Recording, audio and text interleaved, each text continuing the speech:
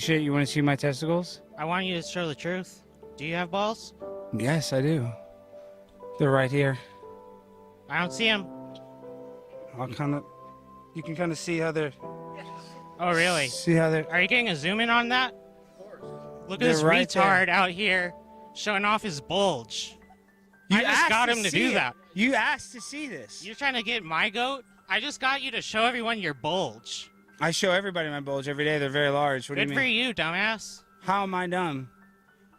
Because you are. And you think you're smart by sitting here begging a man to show him your genitals? I think you're a piece of shit. Why is that? Because you are. Trickling down like that cum down your pants. Why? What is the deal with my penis and ejaculating? What's going on, dude? You're a piece of shit. What's going on? I'm so fly, I'm aligned with the planes. My grind so refined, I got no time for no games. Ask yourself why would I make time for you lames? At all costs, cause I'm a boss. But break them off, yeah, gotta break them off. Ladies and gentlemen, boys and girls, children of all ages, welcome to Prime Time with Alex Stein. I'm your host, Alex Stein, and we got a very spectacular evening in store for you guys. I just want to shout out our girl. We got Angelina from the hit internet reality show, Fishtank. Thank you, Angelina. How are you doing? Are you doing good? I'm doing fabulous. You like Texas so far? I love Texas. Oh, we like to hear that because a lot of people complain and they say this place is racist. Have you dealt with any racism yet? No. Well, just hang out here a little longer and you will. Okay, but before we get into Angelina's story, very interesting story, I want to bring on our first guest of the evening. She's the great host of, does a pop culture and true crime podcast. She's a podcaster, a reporter, and just overall expert when it comes to the Diddy and Epstein and Gotti family. So let's welcome on the one, the only, Lauren Conlin. Lauren, how are you doing? Hi, I'm great. Thanks for having me. We're here with Angelina from Fishtank. I saw somebody tweet, give us a $3. I saw somebody tweet to you specifically, I saw, Lauren, that they wanted you to ask me about Fishtank. Now, are you familiar with what Fishtank is? I'm going to be perfectly honest. I had to look it up once I saw But your you other did look guest, it your up. other Wait, time lovely out. guest. Time out. You did look it up because it is crazy, right? It's an online internet reality show. A lot of and you probably don't know who Sam Hyde is, do you?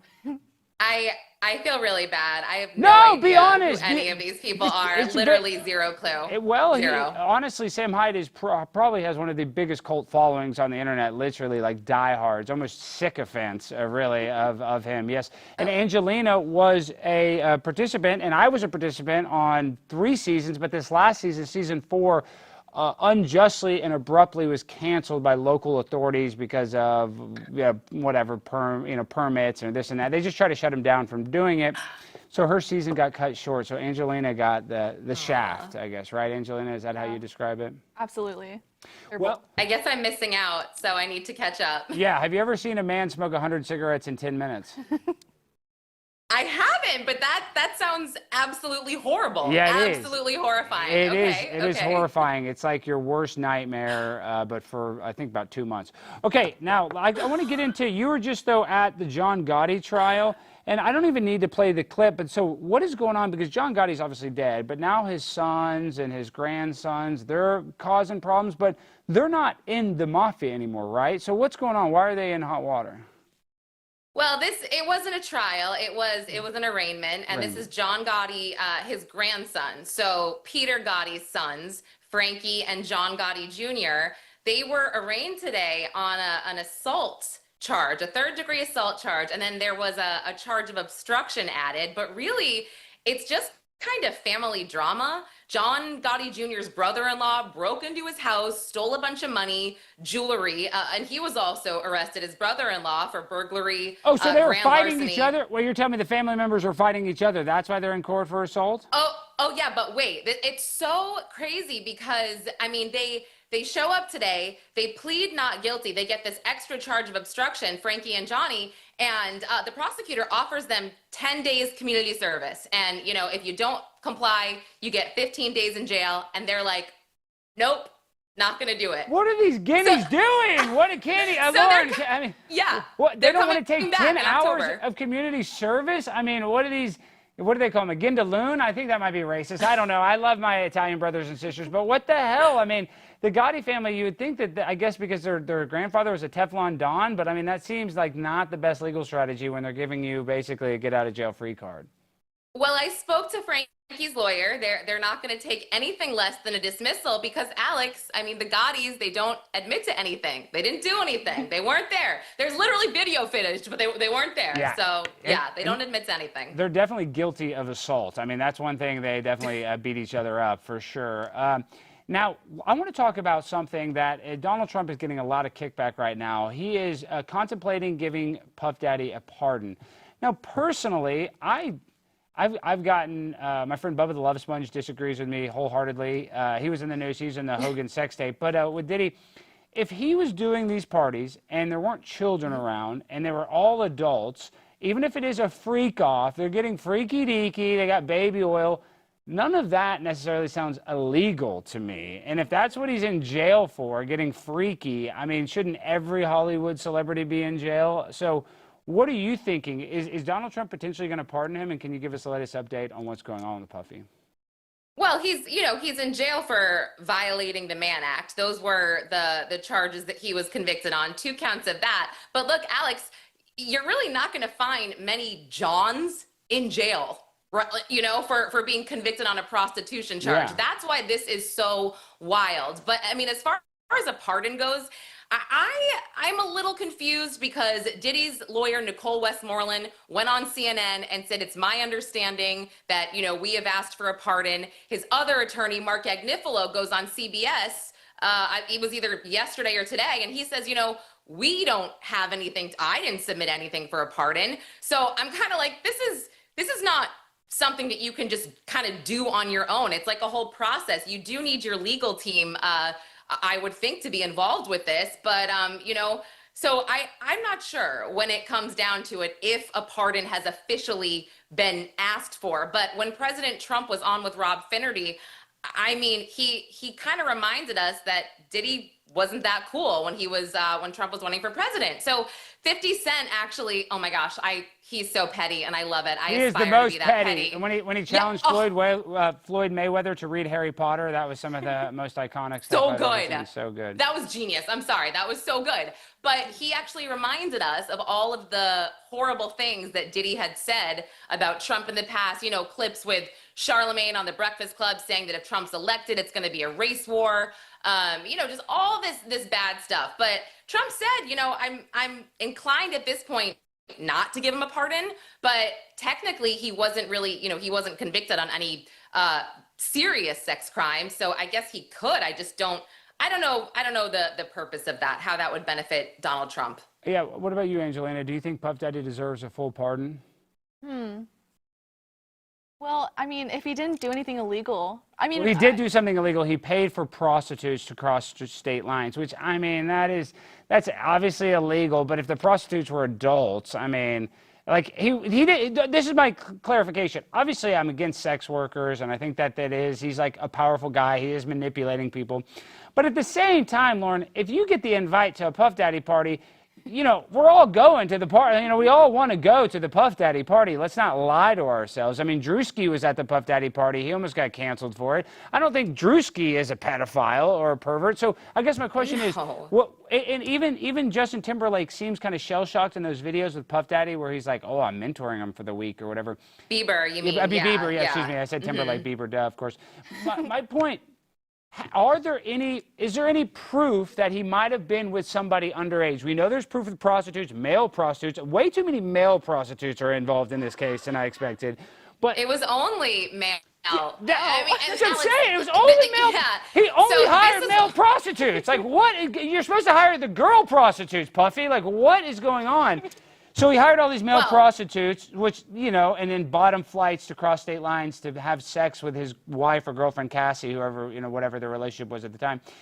I just, as repugnant and gross as that is, I just don't know if that's something that you deserve to go to jail for multiple years. But I could be wrong. I think the outcome, though, nobody's going to be happy, right? All the people that are going to want him to be in jail longer. He's going to get less than that. And if he gets any time, any time in jail for him is a loss. So I feel like everybody comes out of this a loser, right?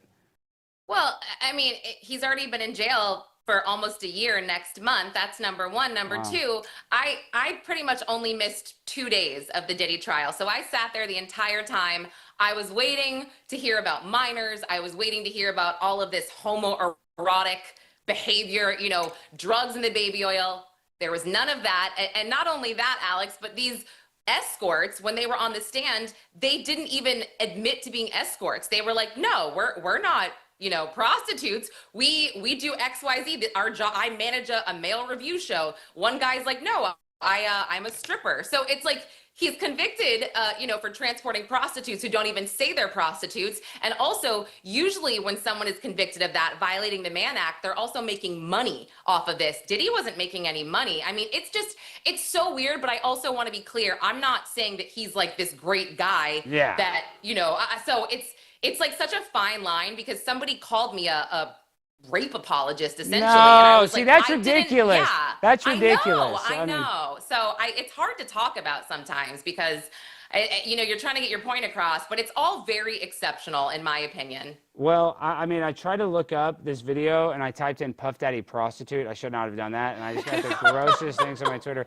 But one of the prostitutes, there's a viral video of one of the male prostitutes talking about how he has essentially a third testicle in his sack, but the testicle is a pump. Are you familiar with this, Lauren? What's the guy, Big Daddy Ecstasy or something? What is one of them? One of the male prostitutes has a name like the Punisher Daddy or something like that. I interviewed him, the Punisher. Yes. Yeah, so did you not see the viral clip of the Punisher? He supposedly has a pump in his genitalia that he can pump up like the Reeboks. Remember the Reeboks that you'd pump up? You're probably too young. But no, seriously, you would pump it up and then it has a little release valve. So are you familiar that he has an artificial penile pump? Well, he wrote a book, and it's called In Search of Freezer Meat. And it's about erectile dysfunction. So get it? Hard meat, like freezer meat. Yeah, freezer meat. I know. Damn, that went right over my head. Wow, that's insane. Well, what was crazy is he wrote a whole book. talked Wait, time about out. it. He wrote a whole book about erectile dysfunction. I feel like it needs a chapter. Well, I mean, what a book? I mean, what is he saying? Oh, I slept with this girl, couldn't get it up. I mean, how many times does he tell that story? I mean, Alex, you might be one of the fortunate men out there that does not suffer from ED. Yes, I'm not. I do not suffer from that at all. That's disgusting. Anybody that suffers from that is a homosexual, but go ahead, please. Well, no, so basically he did suffer from it. And also another entertainer / escort on the stand talked about having ED when he saw Diddy hit Cassie. He said he couldn't get it up anymore. He couldn't perform. But the Punisher said it had nothing to do with Diddy and Cassie. He just started experiencing it. And then he told me in this interview that a girl he was with, they were getting hot and heavy, and she felt it.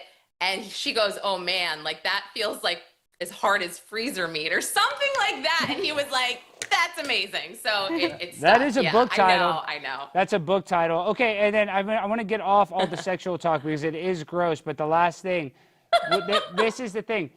What is Puff Daddy in these sexual trysts? Well, he would like to have Cassie sleep with a prostitute while he would be in another room watching, right? Or how would he watch it if he was in another room? So oh my gosh, you're really bringing me back. I'm getting PTSD right now. But no, so he would start off maybe, you know, in the other room. So Cassie would make this entertainer feel comfortable. They would start to rub baby oil on each other. I'm sorry.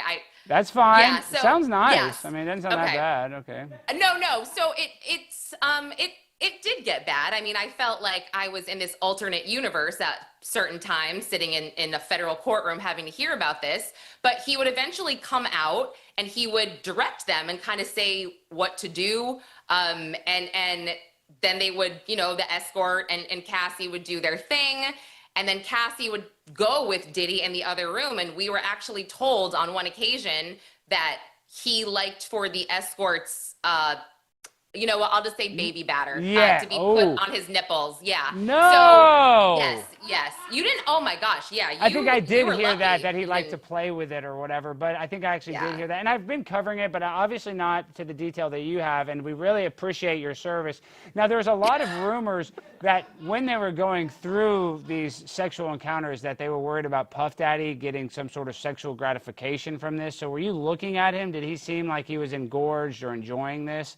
Or did he seem No. like, okay, he did not. He I wasn't mean, good. I was looking at him. But that's just, wait, and, Lauren, the reason why I asked that, it's not even trying to be funny, but obviously he has some sort of humiliation fetish. You know what I mean? Like, obviously, if you're a cuckold, if that's what you like, he probably, you know, does get some sort of weird sexual gratification talking about it. Or did you not think so? Did you think he was totally embarrassed and really just felt awkward? You know, that's a really good question, actually. So he, you know, he showed a lot of emotion, I will say, but when it came down to the hundreds of thousands of, you know, sexual text messages and, you know, all of the things that we had to hear on the stand, he was just sitting there stoic, matter of fact. And I think that, you know, the jurors and press and the public, we were more like just sitting there, like looking down, like, I feel like I shouldn't be in here hearing this. I feel like I'm in somebody's bedroom. But there is no doubt in my mind, he is a sex addict. He is a drug addict. And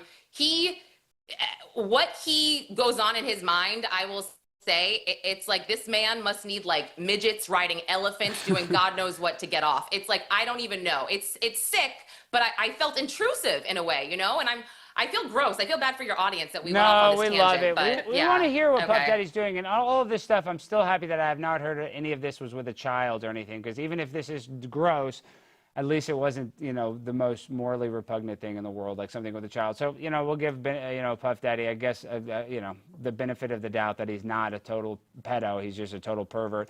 And I guess... I don't think he's a pedo. Yeah, no, that's what I'm I don't saying. think so. So I don't think he's a pedo. A lot of people accuse him of that. Okay, now I want to get your opinion, though, as a pop culture expert, and I do want to get into true crime, but now I'm going to talk about it shortly after you go. South Park, they broke a record in the amount of streaming that they did in their first 2 weeks. It was like 290 million hours or whatever, you know, metric they use to however they judge how well they're doing with streaming. I think it is actually kind of a smart tactic for them to go after Donald Trump. It's been very successful because the conservatives are going to watch it and the people that don't like Donald Trump are going to watch it. And now they picked on a guy that I have even though I work with a guy, love the guy, Charlie Kirk. I've emulated him. I've created an alter ego called Charlie Kurt, and I've gone to multiple college campuses as this character. And I must say, South Park ripping me off, it is insane. And I know that it's just my ego saying they ripped me off when it's obviously they ripped off Charlie, but I want to get your opinion. Is that good, you think, for people like Charlie Kirk? Because I think it's good when South Park rips you off. But what do you think that does when a show like that is going after conservatives? Do you think that you know, is good or bad, in your opinion? No, it's great. I mean, I stand by the whole all press is good press to a degree. And I think what's even better is that Charlie Kirk has been so receptive. And he's actually, I found it so funny. People are getting angry that he's okay with it. It's like they want him to cower and be this little bitch that kind of complains and cries and whines that he's offended. And he's not. And it's so good. So I say, you know, it's kind of like SNL. They mock you on SNL. You've made it. So what's wrong with that? That is true. And if they mock you on South Park, you make it. And I think if they mock you on The Simpsons, like, you're probably going to die. You know, they're going to predict your death. Okay, real quick. Yes. Now, I want to talk about this true crime. You just saw the Karen Reed trial. The famous, you know, journalist Turtle Boy has been hanging out allegedly with Ben Affleck. Is there going to be a big Karen Reed movie? And what are you kind of hearing on the Karen Reed front? And for the people that are watching this and not familiar, she was accused of killing her boyfriend at the time, who was a local police officer, and there's a bunch of weird circumstances with his death and the people's house that he was at, and she ended up going through 2 court cases and being found not guilty. So what do you know about Karen Reed, and is this going to be a Hollywood blockbuster? Definitely. There are talks of movies, documentaries, books. In this case, I don't see it ending anytime soon. The O'Keefe family has a civil suit against Karen Reed. For the murder? Wait, for the murder? Yeah, a wrongful death lawsuit, because she was convicted on an OUI, you know, which is operating a vehicle under the influence. And the bar is much lower in civil court. I've done civil court cases. It's much lower. It's just kind of their opinion if they feel they're more guilty or less guilty. So, wow. So I didn't realize, though. So they're going to say in court that she was drunk. She did back the car into him and did drive off. That's going to be their argument? I mean, basically, and you know, there's more to it. It's a pretty long civil suit, pretty lengthy, but she has tapped into Alan Jackson, his firm, so they're going to be handling that. But there's also just crazy drama because, you know, Turtle Boy has a trial coming up. He's like multiple charges of witness intimidation, and he's not going to get any jail time. But the truth of the matter here is all of these charges could add up to like a maximum sentence of 100 years in prison. So that's ridiculous. There's been grand jury leaks. There was a grand juror for Karen Reed that just got convicted on leaking information, did 1 day in jail or time served, something like that. And then, on top of everything else, the lead investigator, Michael Proctor, who was kicked off, his position as a lead investigator with the Mass State Police, all of his cases now are being scrutinized. Now, everything he's ever touched,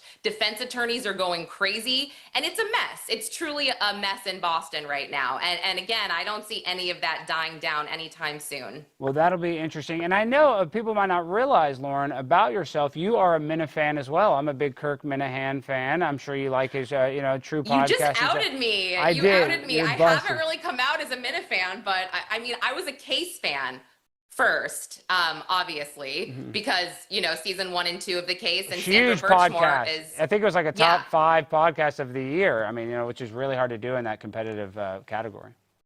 Yeah, and there's a lot of the same law enforcement officers that were involved in Sandra Birchmore. Yeah, you're talking about Sandra Birchmore. Karen Reed. That's what I guess my question is. What was the connection on the second season of The Case? So it was the same police department was kind of doing some, a cop was being caught being corrupt? Yeah.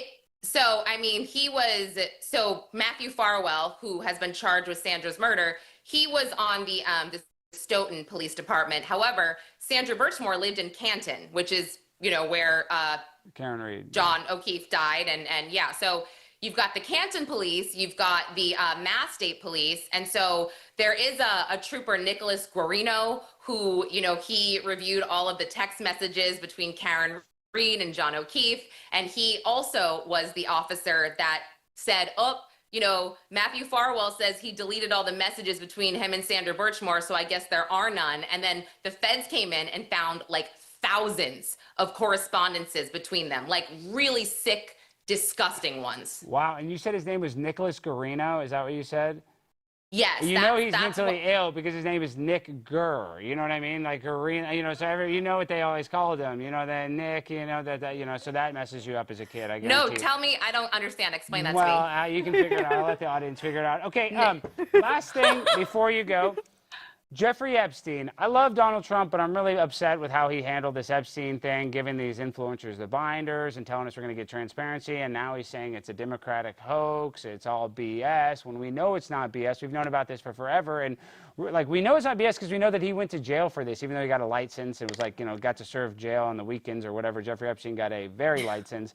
My point is, it's not a hoax. And the more Donald Trump says it is a hoax, the less credibility he is earning with me. Now, what is the latest, and can we get this information if it's deemed at a classified level that the public's not privy to? Alex, I'm so done. I echo everything that you just said, and the more stupid headlines that come out, the DOJ confirms that Donald Trump was, or Ghislaine never saw Donald Trump do anything nefarious with minors, this or that. Shut up. I don't care. I don't believe anything you guys say right now. You're backpedaling. You have gaslit this country worse than I've ever seen.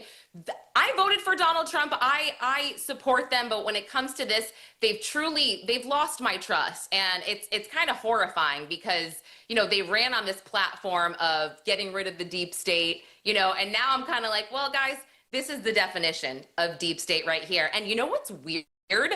I actually have to check on this before I say this conclusively. Did Les Wexner just buy Obama's Martha's Vineyard mansion? Did I imagine that? I don't know, but that's I need to fact check this. Wait, if Les Wexner, who gifted Jeffrey Epstein the biggest residential house in Manhattan, I mean, how do you give somebody arguably the most expensive real estate in Manhattan? It just for a dollar.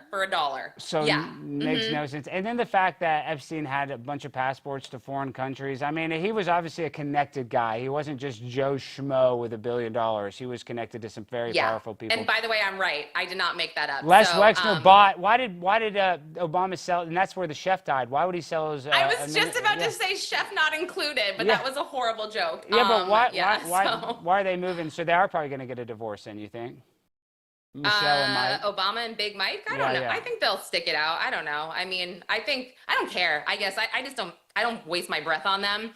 I do. I spend a lot of time thinking about Obama. A lot. Do you really? Yeah, I'm so love sorry for Obama. you. That must be tough. That must be really tough. You know, it just is what it is. I just love him. I miss him. You know, that's what America needs right now. We need a black president. That would fix everything. We need a black. I'm serious. I mean that. If Donald Trump would maybe be transracial, I think we could solve a lot of stuff. Wait, All right. can I ask you something? Yes, Can I ask you something really please, quick? whatever you'd Because like. I'm Let's flip like, the I show. feel like I wanna No, you interview me. I love this. We never do this on the show. Yes, please. No, I want to ask you because, and again, I'm going to hit you up for an interview, but, you know, I watched you, you know, at the Texas Senate meeting, and you always crack me up. You always make me laugh. I mean, do you get nervous before you just go ape? Do you get the butterflies? Like, what happens? And do you black out? It's crazy. It's kind of different for different situations, but one thing that I've noticed personally, like if everybody's being nice to me, then I'm almost kind of nervous. But if I get friction, like the reason why that one went well, I'm not even kidding, because I went up there at 7:45 with my girlfriend and we signed up, and she had a great speech. Paige, we call her Prepaid Wireless. She had a great speech, but my point is I went up there and I signed up so early. And there was only about 4 or 5 kind of other people by the kiosk where you sign up. So I'm like, we got to be one of the earlier speakers. Then the meeting starts, and then 3 hours goes by, and I'm like, they've interviewed 100 people. I know I was one of the first 100 people to sign up. So that's when I started to raise hell. I started going to the clerk. I started to go to this. And, you know, the meeting's still going on, but I'm going to the ancillary people in the other office. I'm like, where's the witness list? I want to see a witness list. And they're like, oh, shit. Because they all know who I was. Even if that stayed here. And I mean, not everybody in the room, but the people that were running the meeting, they knew who I was. I'm not saying that egotistically. I'm just saying they were like, oh, shit, that's the guy that acts crazy at meetings. Yeah. So they kept bumping me. I kept getting bumped. And so finally I went up to the guy. I was like, you go tell Brian Hughes that I signed up early, and if he does not let me speak, I'm going to raise all kinds of hell against his ass. And you tell him I said that, because Brian Hughes is a conservative. I was like, you know, you tell Brian Hughes that I'm going to raise all kinds of hell if he does not call me because I signed up before all these people. Then, believe it or not, the guy comes back. He's like, you're going to be on the next panel. And I was like, well, look how that works. So because I was in the mental state, I was like fighting with this guy, my speech was better. So I wasn't like nervous. I was distracted by the friction of this, of letting me speak. So that's why that one went well. But usually going to a public meeting and speaking, I don't get that nervous. I do get nervous for stuff all the time, like a big stand-up show or this and that. Not the podcast I don't get nervous for, but the city council meetings, I only get nervous if everything's like running smooth. I'm kind of like, but if they're mean and the more negative they look at me, This is so the more funny to me. No, but I'm Oh my serious. God. The more negative vibrational energy they give me, the stronger it makes me. So that's why that's why I need them. What about the guy next to you looked like I just couldn't believe that he was sitting there and he's just like straight face. I was like, how is this guy doing this? Like, how does that even work for him? Like, well, he's a lobbyist for like you know, protect children from, you know, gender reassignment surgery. So he was like, and he knew who he was. I'd met him. I can't think of his name. He's actually a good guy. I've seen him at some of these events, but he was like, oh shit, I don't want to be seen smiling or laughing. So he was stone cold That's a Steve good point. Austin. Good he was point. He was good. So yeah, that was so. I mean, sorry. Last thing, when you're about to crash MSNBC, do you get nervous about that? Like, when you're right. Yeah. Well, that was a little nerve-wracking because it was just happening. Like my girlfriend's like, "Hey, they're recording," and I was kind of acted nonchalant. And so then I walked around because I couldn't see his monitor because he was like so close to it. So I walked around. And I saw, oh shit, they're on the air. And just immediately I walked back around and I'm like, MSNBC sucks. So that that's just pure impulse, pure testosterone. Okay, all right. So Lauren, before you go, how can people find you and support you? Oh, that's so nice. You can find me on YouTube, Pop Crime TV. You can find me on Twitter, Conlin_Lauren, Instagram, Lauren Emily Conlin, TikTok, Lauren Conlin 4, and then my website, popcrime.tv. So I try to be everywhere. We love that. You need to do that. You gotta, you know, we gotta hit all different niches and sectors of the internet. Angelina, encourage Lauren to watch the show before she goes. How can you best elevator pitch? I don't know. It's a very niche show, so it's for a specific audience. But I think that people That's that the do worst watch... way, Angelina. It's No, niche. I was gonna say that's the me. worst show. once you do watch the show, it's the type of show that you get sucked in really quickly. So I do recommend watching it because it's just really fun. When you're selling something, don't give two negative things to start I want to be honest, though. Like, it's funny, it's crazy. You know, It is. But listen, Angelina, you know, we're all learning how to sell. It's not everybody can be a master salesman like myself. All right, Lauren, thank you so much. Everybody go follow Lauren Conlin _Lauren on X. All right, have a good evening, Lauren. Thank you. Thanks for having me. Bye, guys. Anytime. All right, guys, if you're a homeowner, you need to listen to this. In today's AI and cyber world, scammers are stealing home titles and your equity is the target. Here's how it works. Criminals forge your signature on one document. They use a fake notary stamp, and they pay a small fee with your county, and just like that, your home title has been transferred out of your name.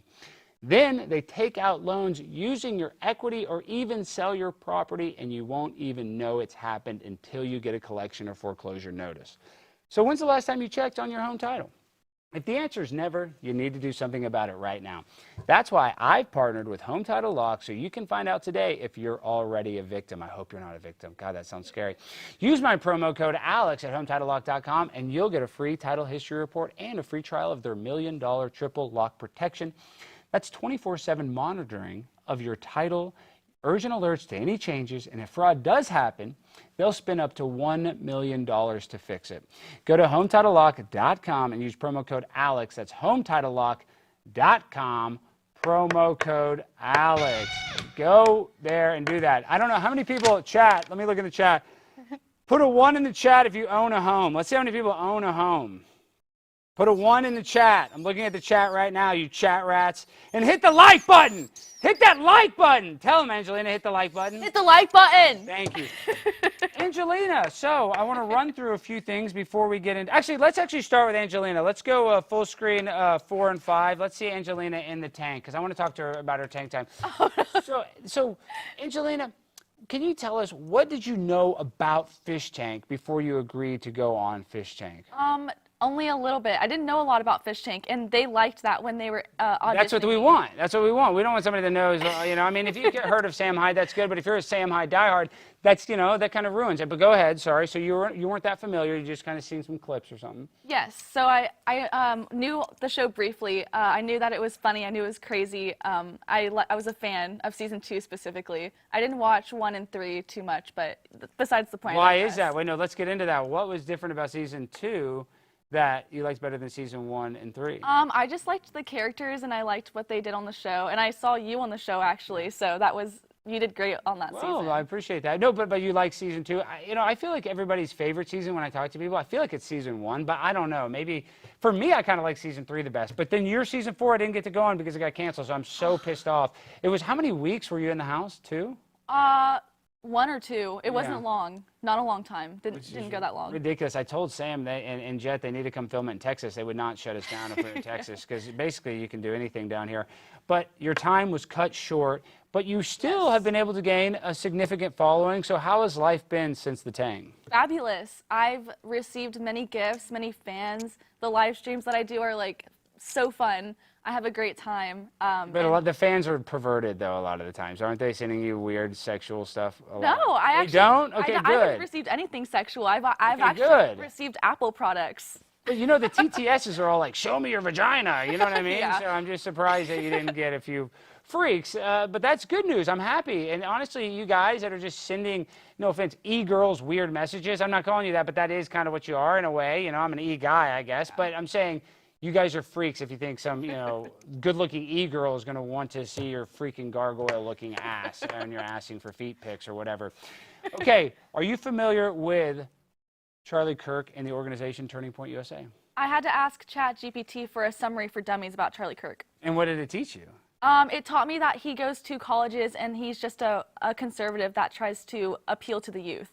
That was kind of vague, but correct. I would say, I'd say it's correct. That's all I know. Vague. I mean, he does run like the biggest on-campus conservative organization in the country that's, you know, has donors that are extremely powerful and wealthy from a country in the Middle East that we will not speak about. We love that country very much. Now, I am upset because Charlie and I are very close. You know, we're close enough. I love the guy, respect the guy a lot. Like I said, he's one of the hardest working guys in the conservative space. I think he'll probably be a future president. I'm not just saying that. I actually mean that. But Charlie was being made fun of by South Park. Now, let's play. What's the first saw it? Is that actual Charlie Kirk or is that South Park? Okay, let's watch the first South Park SOT 1. Black people have everything handed to them. And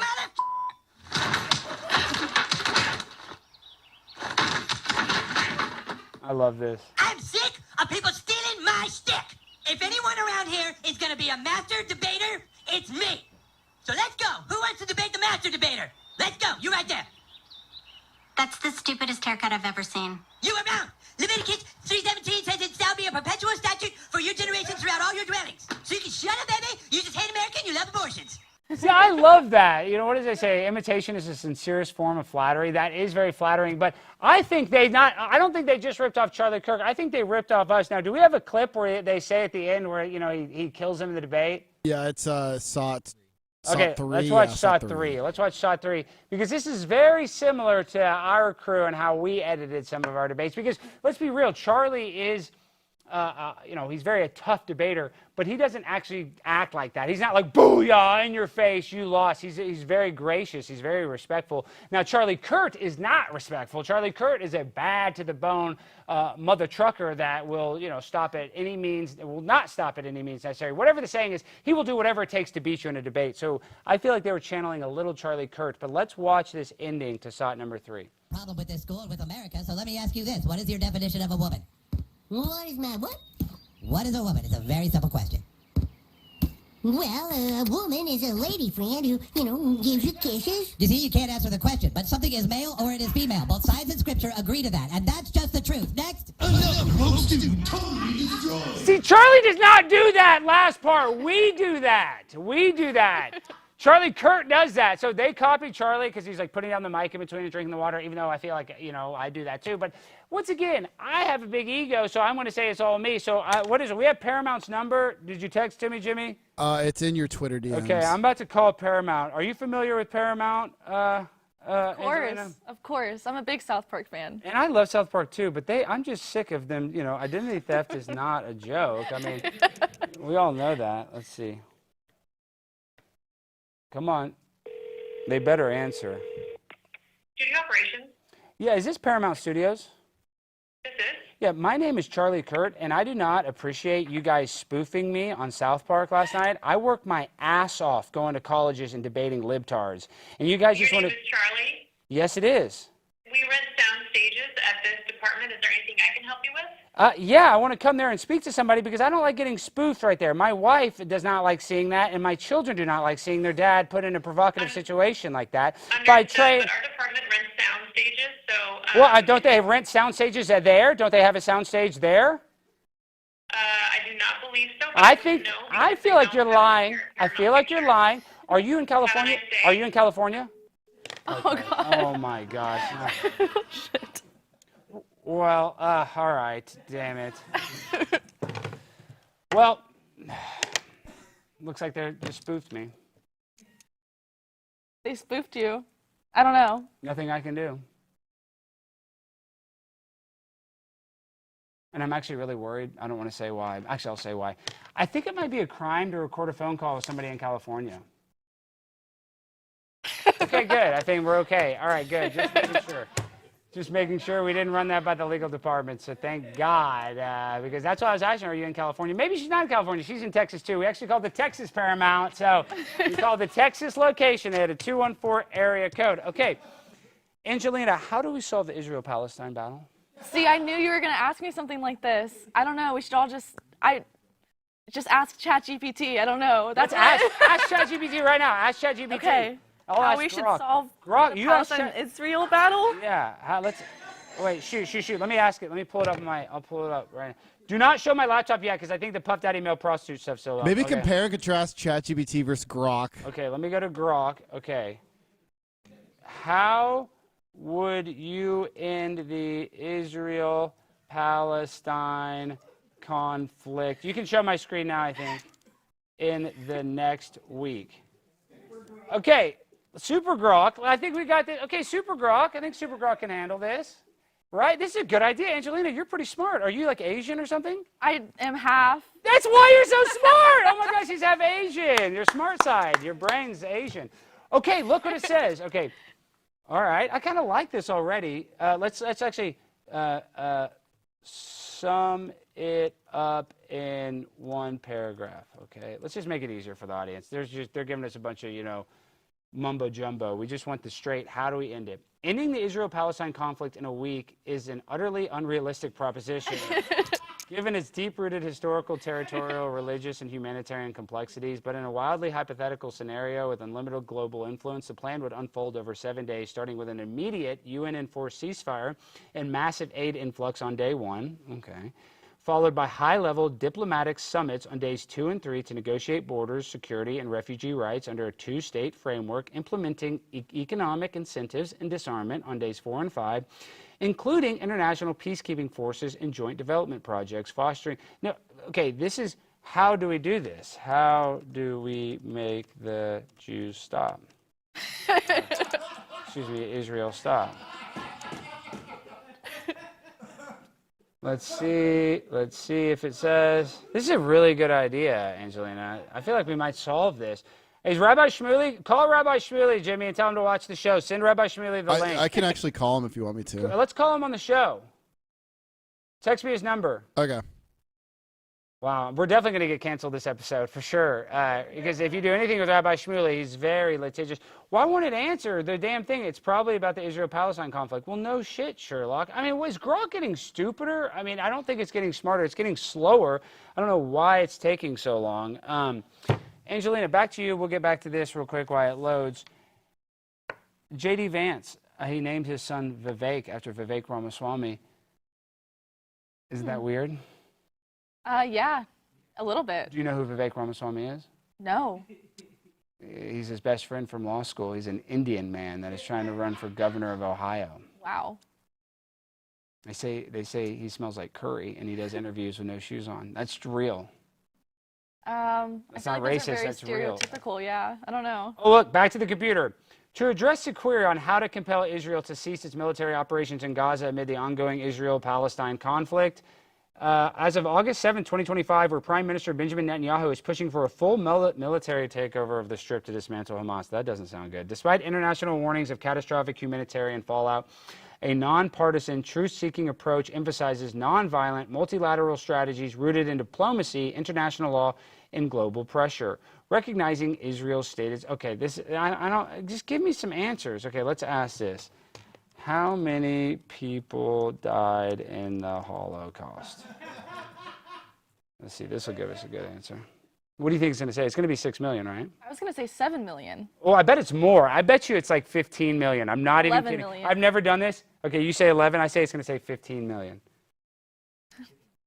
It's taking forever, dude. This is like the #1 question that people... How is it taking so long? Isn't this just common sense? It should be like 6 million. But then they say, like, when you add up everybody that died from the Holocaust, that it's like 15 million. Why is it taking so... How is this figure so hard to figure out? You would think it would just be like, boom, that number. ChatGPT would not do this. It says various sources such as Jewish Jinn estimated 5.9 million. That seems anti-Semitic. That seems... 5.9. Okay, you revisionist, sicko Grok. Let's see. Why is it taking so long? I'm not even mad. Like, I'm actually curious. The U.S. confirms around 6 million Jews are murdered during the Holocaust. Okay, that's what we all, I think that's the number we all agree on. You agree with that number, Angelina? Well, no. What? No. Wait, yes, you agree with that number. Well, yeah, I agree that, millions of people died, but someone told me that Grok is like anti-Jew, so maybe they're just rounding down. No, he's pro-Jew. He was anti-Jew. He was Mecha Hitler, and then they radicalized him. They made him go to Israel and touch the wall. They did. They brought their laptop to the wall, and they just had him rest on it. Approximately 6 million Jews were murdered during the Holocaust. Yeah. So. I guess 6. 6 million, yep. Not 11 or 15. Nope, do not debate that at all. Okay, you gave me Rabbi Shmuley's number. I'm kind of afraid to call Rabbi Shmuley. Should we call him? Let's see if he answers. Hold on. Let's see. Wait, who was on Rabbi Shmuley's back? Who was on? Cory Booker. Cory Booker. Okay, hold on. Let's see. Subscriber you have dialed is not in service. Oh, I guess he changed his number, Jimmy. He gave you a fake number. Please hang up and... Oh, I'm hate when Jimmy, you mess up again. I'm sorry. Jimmy, you failed me one more time, dude. I mean, I hope you're alive when I die, Jimmy, so you can put me, you can be one of my pallbearers, so you can let me down one last time. Make sure Jimmy's one of my pallbearers. I'll put it in my calendar, I guess. Put it in there. You'll be too weak to carry me at that point, but I still want you to let me down one last time, just for good old sake, just for, you know, shits and gigs, as we say. Angelina, tell us, what do you think about the terror attacks that happened on September 11, 2001?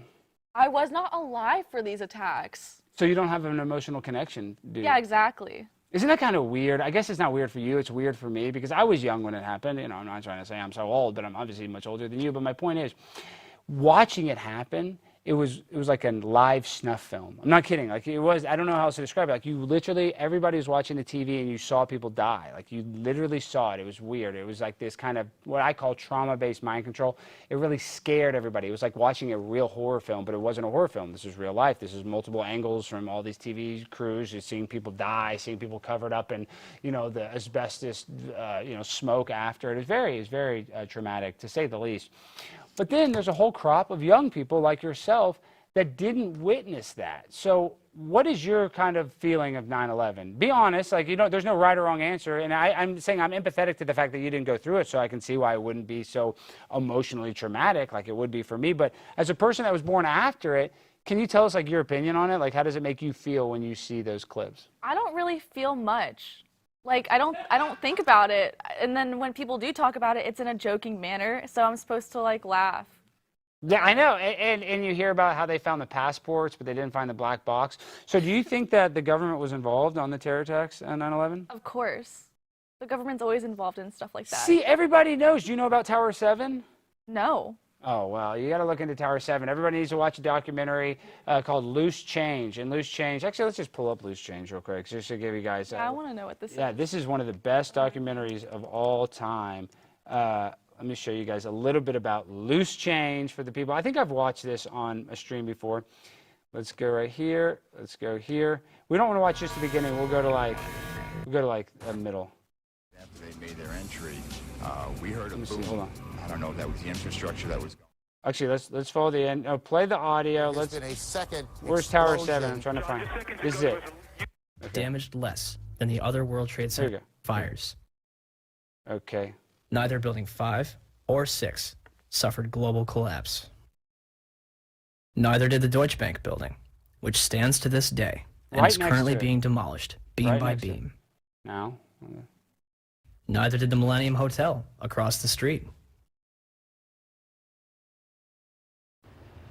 Building 7 burns over a number of floors and suffers structural damage to its south face before collapsing completely to the ground. Did anything occur inside the building that might cause a collapse? We started walking down the stairs. We made it to the 8th floor. Big explosion. Blew us back into the 8th floor. And I turned to Hesh. I said, this is it. We're dead. We're not going to make it out here. And we have Frankie Ciotto back on the phone with us, Brenda, with some New York City officials. Frank, go ahead. That's right. I'm standing here right now just off Broadway by City Hall with Michael Hess, who is the city's corporation counsel. Mr. Hess, you were trapped in, I believe, Center World Trade Center. Go ahead, sir. Yes, I was. I was up in the emergency management center on the 23rd floor. So and that's when all the important. power went out in the building, There's an emergency never management saw center in this building, and the rumor, people speculate that this is where this whole event was organized. Like, that's where the crews and that's where people would go, allegedly, that, you know, might have wired it for explosives. They would go Their in this experience building. is mentioned by NIST's interim report on Building 7. However, the authors claim it is the collapse of the North Tower. The glass on the ground floor was not even blown out. Would debris and smoke rushing up the stairway be described as an explosion? So, we have a 47-story steel-framed skyscraper, which housed various government agencies and numerous important documents, damaged less than the other World Trade Center buildings. At 5:20 p.m., all structural elements inside Building 7 simultaneously fail, and it collapses symmetrically, imploding into a pile of rubble. This building had 81 columns, 24 core and 57 perimeter, running from the basement to the roof. For the building to have collapsed the way it did, all 81 of these columns had to collapse simultaneously. Could fires on a few floors have heated up all these columns to the breaking point at the same time? No. Let's ask the 9/11 Commission. Governor King, may I ask another question, please? At 5:20 p.m. on September 11th, World Trade Center building number 7, 47-story modern frame steel skyscraper.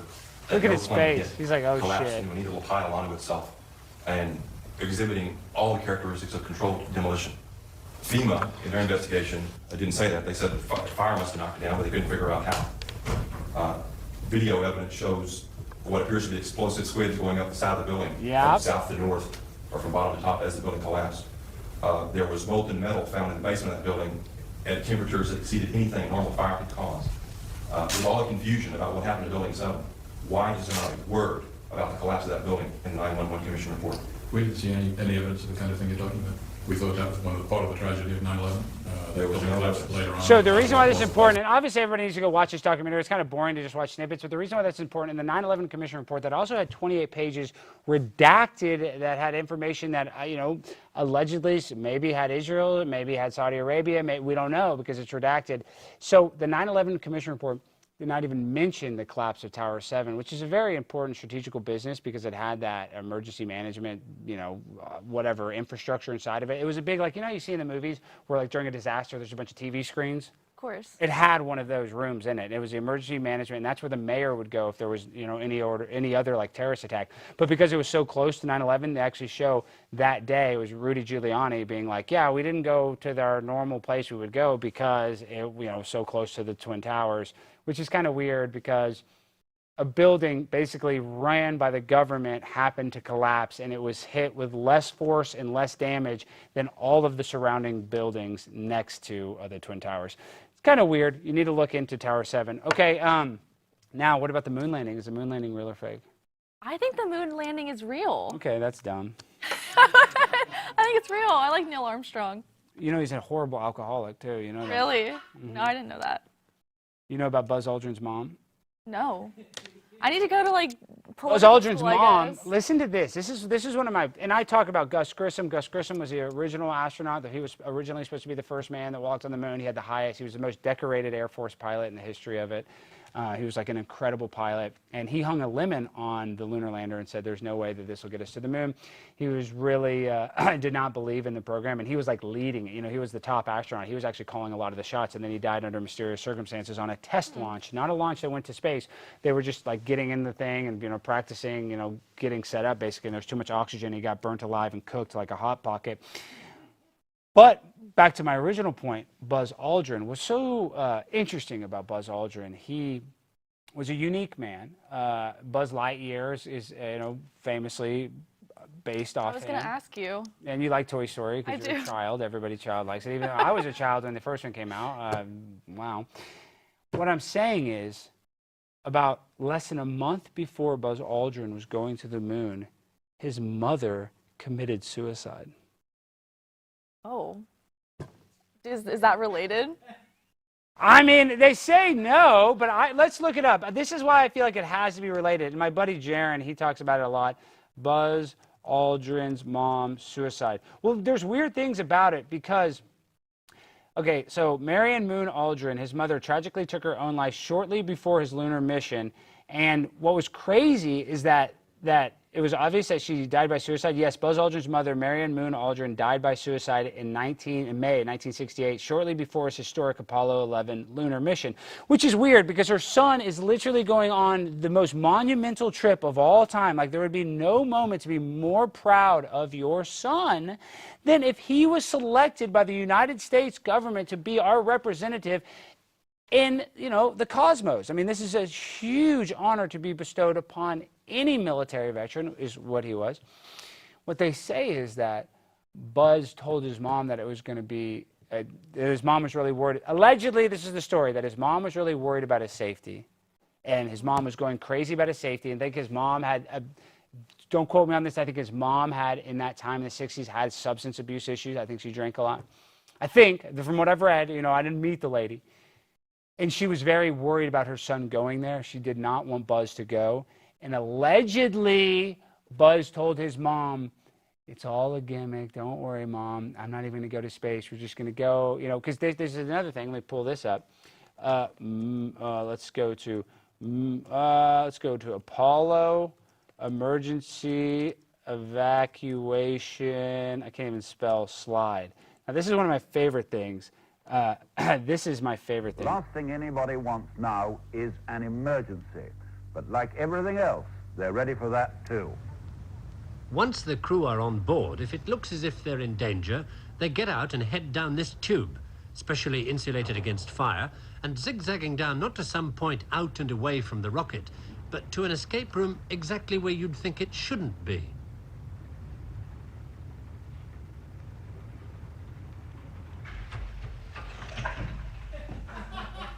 Three and a half minutes after they get the warning in the capsule, the crew could be down here in the blast escape room via that 200-foot escape tube, 40 feet below the base of the rocket.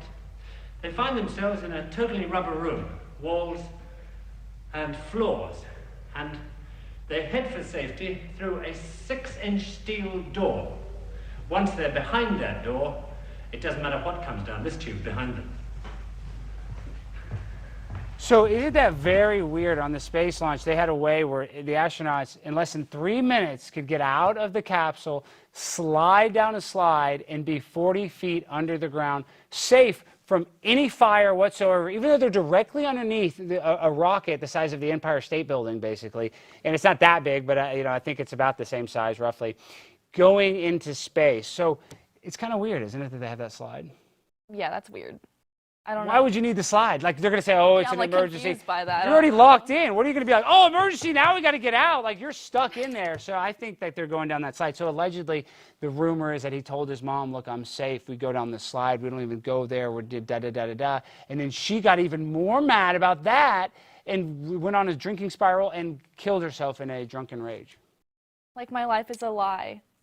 Or his life is a lie. His life is a lie, yeah. That stresses me out. I'm going to die. And what's crazy... And my mom passed away, but I was like, you know, it makes you feel this weird, you know, feeling. Like, I'm sure he still wanted to go to the moon, but I don't know. If my mom killed herself, I don't think I would have been able to go to the moon in like a couple of weeks. You know what I mean? I also would not be in that headspace. I'd be like, damn, I don't really care what happens to me now. Yeah, that's what I'm saying. I would be like, oh, this is a really cool experience. But I don't know if I really want to go to the moon right now. I'm kind of having bad luck. I don't know if I want to test it by going in a space rocket to the moon. I mean, I'm not exactly on a good luck streak at the moment. So I don't know. There's a lot of weird questions surrounding the Apollo moon missions. But listen, you're a young person. You have plenty of time to learn about it. Okay, guys, I want to take a moment to talk to you about the Cover-Up on Blaze TV. If you haven't seen it yet, let me fill you in. It's a hard-hitting docuseries exposing how the federal government and public health agencies lied to you during COVID. From the virus's origins to the lockdowns to the vaccine. And the vaccine is safe and effective. We love it. I got 3. Are you vaccinated? Halfway. Like with COVID? What do you mean, like all vaccines? Well, yeah, I mean, COVID vaccine? you have the COVID vaccine first. I have the first shot. You didn't get the second one? I was nervous. I was scared at the time. But why weren't you scared of the first one? Because it's safe and effective. That's yeah, why. I mean, we love it. We encourage everybody to take it. I felt pressured. Big tech helped cover it all up, and this wasn't public health. This was information warfare. If you missed the first 4 episodes of this acclaimed series, you can binge them right now, and you'll want to because episode 5 is releasing tomorrow, and it's explosive. It's called Muckraker, and it dives into the pandemic industrial complex, showing how Fauci, Birx, and the government bureaucrats worked with social media platforms to silence the truth. This isn't just about censorship, it's about mind control. Watch the first 4 episodes now before episode 5 drops at FauciCoverup.com/Stein. Get $20 off your subscription today. That's FauciCoverup.com or FauciCoverup.com/Stein. Okay, before we go, we only have a few minutes left. How can people find you and support you, Angelina? We tweeted your handle, but how else can they find you? Thank you. Well, I love being young. I have a link tree, so you just click a fucking link. Old people have Linktree. I don't know any old people with fucking Linktree. Really? I feel like link.tr. I feel like ISIS will have a Linktree, but whatever. Okay, you're an ageist. We don't like racists and ageist on the show. I'm the only racist on the show. Shout your Linktree. Linktree, you can find it on my Instagram. I think it's in my Twitter too, but just click the link. All my links are there. YouTube, Twitter, Instagram. I have a Patreon too. I post really cute pictures there.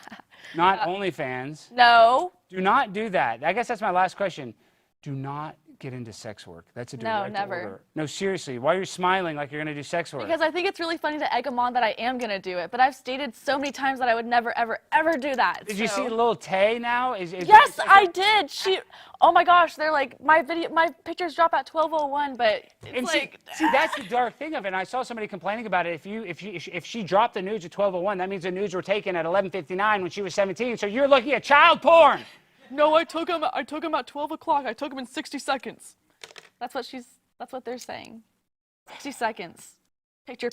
And I think she broke the record for most OnlyFans in an hour. Do not do it. It's not worth it. When you sell your soul, she'll never get it back. And Lil Tay is, I mean, I don't know this. Don't sue me, Lil Tay, but I think she's being manipulated by her brother. I think she has been the whole time. She's done a bunch of death hoax, and she's done a bunch of weird things. So I'm not surprised that she's basically doing barely legal porn. So good for her. You're better than that. You're not going to do that. And what can we look for? Do you have any inside information on season 5? Fuck, I wish. Well, no, I don't.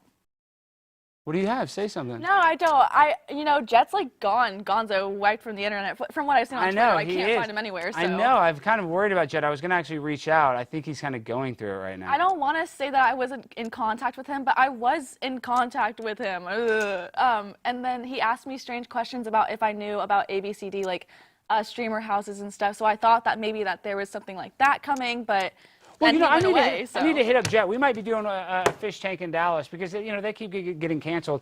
And I know Jet's mobile. We need to set something up like that maybe in Texas. And if we do season 5, you're more than welcome. And, Sam's a friend of the show. We love Sam. I think Sam, he's actually been trying to do less work because he works so hard. So maybe I can help carry some of the load for Sam. I'd be honored to do it. We'll try to work on that. But in the meantime, you guys, you can get your Fishtank fix by going and following Purple Moth on Twitter. You can also go and follow our great guest, the one, the only Lauren Conlin. Thank you for joining us tonight. She sent me a nice message. And, guys, it's sad news. I think we only have 33 episodes left. That's occultic. That's like the Illuminati. So before we go, we had a lot of viewers tonight. Thank you guys for watching. I think Angelina, we got the Angelina bump. We had a lot of people watching. Thank you guys for watching. And stay tuned. We got a lot coming up. This is not the end of Prime Time with Alex Stein. It's just it's the ending of one chapter of the book, but there's more chapters to the biography of the Pimp on a Blimp. All right, guys, we end the show the same way every time with that freestyle finale. So DJ, hit that beat. Yo, this is my #1 fan.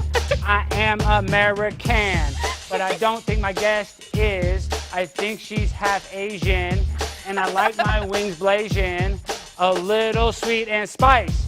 That shit tastes so nice.